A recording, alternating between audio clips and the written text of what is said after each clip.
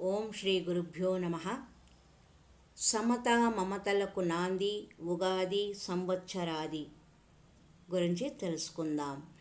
పండుగ, సంస్కృతి, సభ్యత, సదాచారాల త్రివేణి సంగమం. మానవుని గుణాల్ని, యోగ్యతల్ని బహిర్గతం చేసేవి వారి వారి ఆచార వ్యవహారాలే.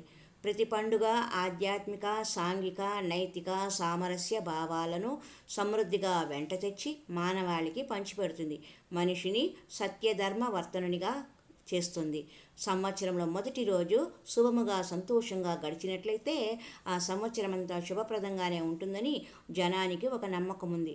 అందుకనే ఆ రోజు ఎంతో సంబరంగా పండుగ జరుపుకోవడం పరిపాటి. సూర్యుడు మేషరాశిలో ప్రవేశించే రోజే సంవత్సరాది. ప్రభవాది 60 సంవత్సరాలు ఉన్నాయి. ఆ సంవత్సరంలో మొదటి నెల చైత్రము. చైత్రశుద్ధ పాడ్యమినే మనం ఉగాది అంటున్నాం. ఈ పాడ్యమి అశ్విని నక్షత్రంతో కూడి ఉంటుంది. చాంద్రమాన సంవత్సరాది ఏ వారమవుతుందో ఆ వారాధిపతినే ఆ సంవత్సర అధిపతిగా దైవజ్ఞులు భావిస్తారు. సంవత్సరాధిపతులు శుభప్రదులైతే ఆ సంవత్సరం అంతా సుభిక్షంగా ఉంటుందన్నమాట. ఉగాది నాడు వేకువనే లేచి తలంటి స్నానం చేసి కొత్త బట్టలు కట్టుకుని వేప పువ్వు పచ్చడి తినాలి. దానినే ఉగాది పచ్చడి అంటారు. అది అన్ని పిండి వంటల కన్నా ఎక్కువైనది. అది తినడంలో ఎంత అర్థము ఇమిడి ఉన్నదో. 6 రుచుల సమ్మేళనం. ఆ రోజు ఇరుగు పొరుగు, హితులు, సన్నిహితులు, ఆప్తులు, ఆత్మీయులు అంతా సంతోషంగా కలుసుకుంటారు. నూతన సంవత్సర శుభాకాంక్షలు చెప్పుకుంటారు. చేసుకున్న పిండి వంటలు ఇచ్చి పుచ్చుకుంటారు. కుశల ప్రశ్నలు మాటామంతి అయిన తర్వాత ముందు చేయనున్న కార్యకలాపాలు, వేసుకున్న పథకాల గురించి తీరుబడిగా ముచ్చటించుకుంటారు. కొత్త పనులు ప్రారంభిస్తారు. ఊళ్ళో పలుచోట్ల పండుగ సంబంధమైన సమావేశాలు, సమ్మేళనాలు, కవితాగోష్ఠులు, వేడుకలు జరుపుకుంటారు. దేవాలయాలకు వెళ్ళి తమ ఇష్టదైవాన్ని అర్చించుకుంటారు. పంచాంగ శ్రవణానికి తప్పక హాజరవుతారు.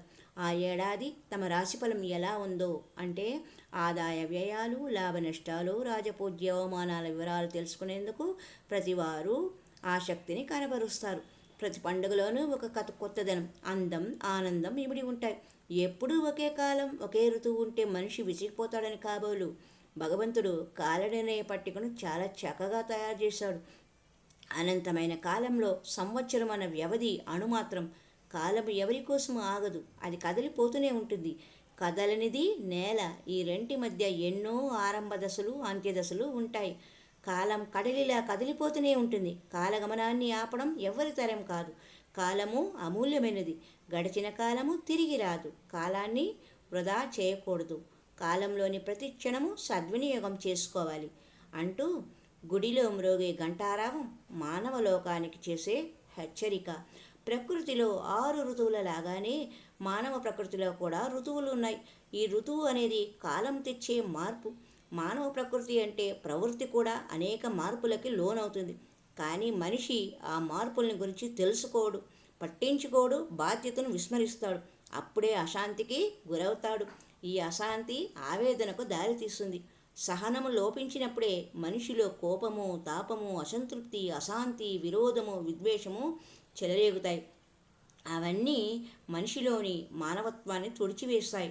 అప్పుడు మానవుడు దానవుడైపోతాడు. సంఘ సంక్షోభానికి కారకుడవుతాడు. కాబట్టి చెడును తరిమికొట్టి మంచిని పెంపొందించుకోవడానికి మనిషి సర్వదా ప్రయత్నశీలుడై ఉండాలి. అందుకు కావలసింది సహనం. దానినే క్షమ అంటాం. ఆ క్షమా కవచాన్ని ధరించిన మానవుడు ఎదురు దెబ్బలు, ఒడిదుడుకుల నుండి రక్షింపబడతాడు. క్షమా కవచం లభించాలంటే దైవకృప ఉండాలి. నిర్మలము, నిస్వార్థము, ప్రతిఫలం ఆశించని పరిశుద్ధ భక్తి కలవాడు భగవత్కృపకు పాత్రుడు అవుతాడు. మానవ జీవితం అన్నది మంచి చెడుల కూడలి. వచ్చిపోయే వైషమ్యాలకు ఆవేదన చెందకుండా ఆ మంచి చెడుల మిశ్రమాన్ని సహనంతో అనుభవించాలి అన్న అంతరార్థాన్ని మనకు ఉగాది పచ్చడి సూచనప్రాయంగా అందిస్తుంది.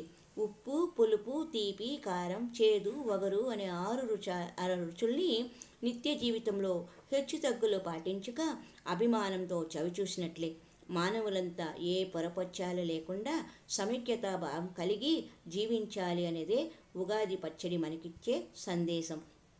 జీవితంలో తటస్థపడే తీపి చేదులను సమన్వయ దృష్టితో భరించి జీవిత నౌకను భగవంతుని వైపు మరల్చినప్పుడే మానవుడు తీరాన్ని చేరగలుగుతాడు, లక్ష్యాన్ని సాధించగలుగుతాడు అన్నది సత్యం.